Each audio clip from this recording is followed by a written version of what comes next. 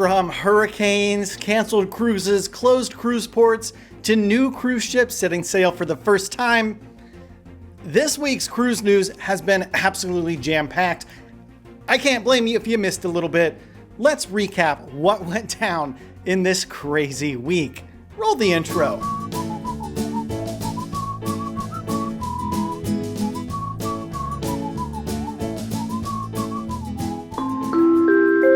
Hey, welcome to the Midships channel. I'm your Captain Corey, and thank you so much for stopping by the channel today.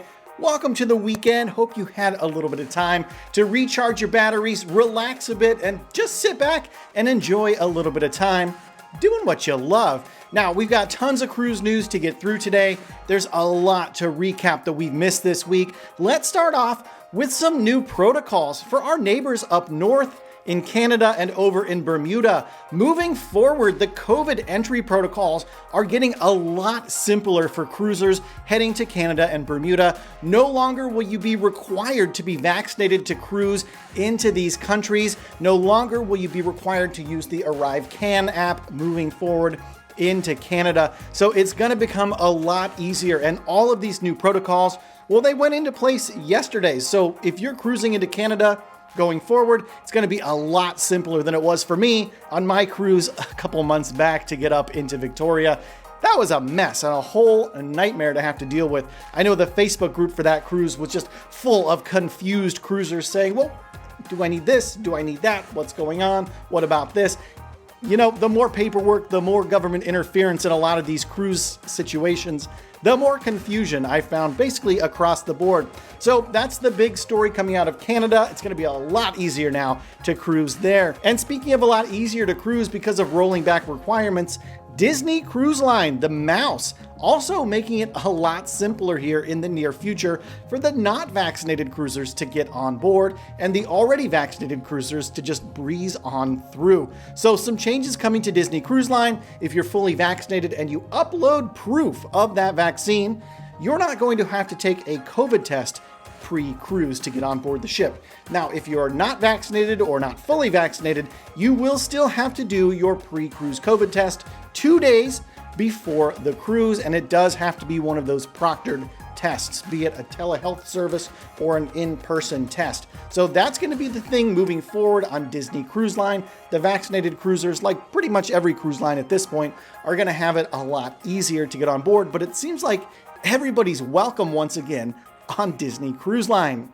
And speaking of cruises that everyone's welcome on, why don't you come on board my group cruise with me? It's at the end of the month, October 24th, out of Charleston, South Carolina on the Carnival Sunshine. It's a ship we're about to talk about because Hurricane Ian screwed things up for the Carnival Sunshine, along with a few other ships. If you'd like more information on how you can cruise along with me and find yourself emblazoned forever in the intro to this channel, that's right, we're recording a new intro, check out the Facebook group in the description below this video for all the info you need to know. The rooms are priced just right. Carnival's raised their prices since I put that group block together, so check it out. And speaking of Carnival Sunshine, unfortunately, she was supposed to have cruisers depart yesterday on board that ship, but because of Hurricane Ian passing through and closing down the port of Charleston, that cruise had to be cut 1 day short. Now, luckily, cruisers were able to get on board today to sail out on the Sunshine. The ship should actually be leaving port right about now, so hello if you're watching from the Sunshine. Now, Carnival realized that this shorter cruise might not be for everybody, so other folks were allowed to cancel without cause if they didn't want to take this shorter itinerary on the Sunshine, but you should definitely look into taking that 5-night itinerary with me on the Sunshine. It's going to be a good time. I promise you that. So Hurricane Ian is still causing problems here in the southeast region of the U.S. for cruises. Not just cruises. There's literally flooded roads right now outside my house. Impassable still. I was just out and had to take some detours. Anyways, we're not talking about Orlando or roads. We're talking about cruises. And luckily, the major cruise ports down here in Florida have all reopened. Be it the port of Tampa, Jacksonville, or Port Canaveral, they are all reopened. Now, they're not up to full operational status. There's still some ships that are still late getting back into port, are still, off their regular schedule from Hurricane Ian. And unfortunately, looking at the National Hurricane Center's predictions, there's a 40% chance of 1 or 2 additional systems forming in the next few days. So we do need to keep our eyes out still on the Atlantic for hurricane season, and also in the Pacific, because Hurricane Orlean, I think I'm saying that right, she's actually making landfall down in the Mexican Riviera today. And Mexican Riviera, think Mazatlan, Puerto Vallarta, those are sort of the popular cruise destinations there. Well, unfortunately, because of a hurricane going through, several of the West Coast-based cruise ships have had to alter their itineraries, stay in port longer, or skip ports altogether. So all that to say, hurricanes are not just a thing that we're going to see on the East Coast, on the Atlantic coast. We're also keeping an eye out on things on the Pacific side. There's yet another system forming behind Orlean that could cause the same problems sometime into next week. Carnival Cruise Line is fulfilling a promise they made to Australians in Sydney way back in March of 2020 by sailing the Carnival Splendor, finally for the first time in 3 years, out of the port of Sydney with paying passengers on board. In attendance to celebrate the inaugural cruise was none other than Christine Duffy. So hello to all of you still on board the Carnival Splendor that I had the privilege of sailing with, I don't know, 2.5 months ago or so. Andy, the cruise director on that ship, is a fantastic dude.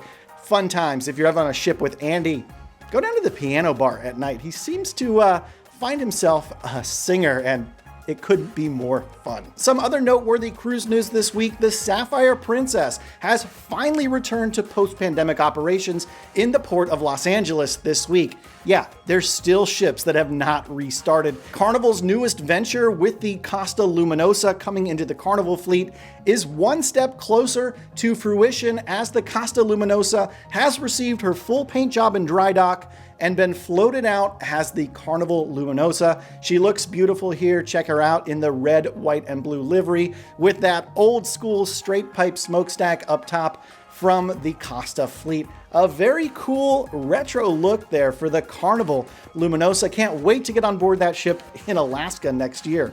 You know it's coming to Alaska, right? Viking Cruise Line is celebrating their 25th anniversary in Amsterdam this week with a very special meetup of 3 different classes of ships in their fleet: a riverboat, an ocean-going vessel, and their newest exploration class of ships. So very cool. Check this out here from Amsterdam. You can see all 3 Viking classes of ships together celebrating that big birthday. Congratulations, Viking Cruise Line.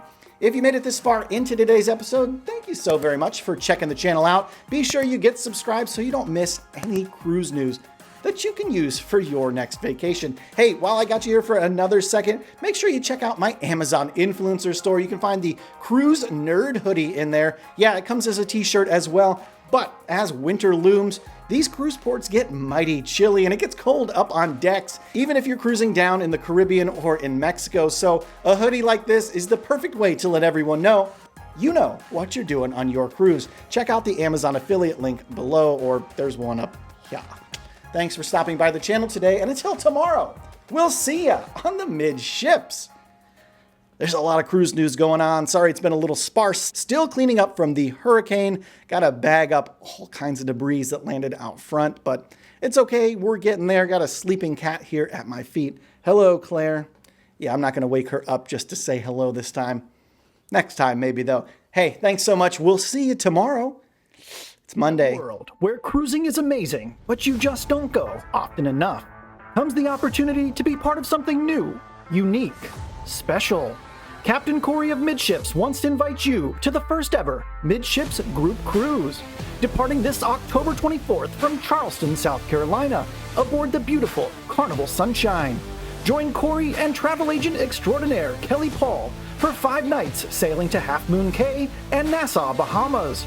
Along the way, enjoy your time with Corey and others from the Midships family.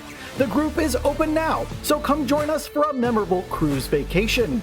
For more information, follow the link to the Facebook page in the description below. La la la la la la la la la la la la la la la la la.